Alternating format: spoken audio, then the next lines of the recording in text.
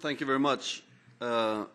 Politics is an interesting art in itself, trying to deal with conflicting interests and trying to achieve what often is impossible.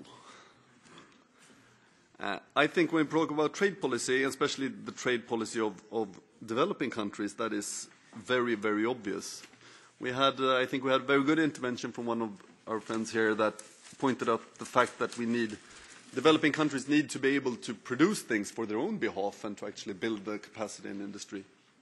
The challenge one have to be aware of, though, while reasoning in that aiming at that legitimate goal, is when you introduce tariff and raise tariffs, you want to do that to raise the internal price on food so that the farmers can live out of being farmers.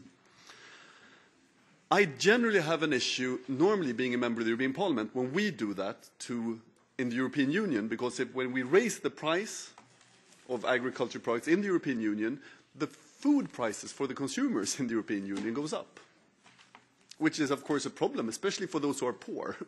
Some people they claim that tariffs on food is more or less a tax on the poor.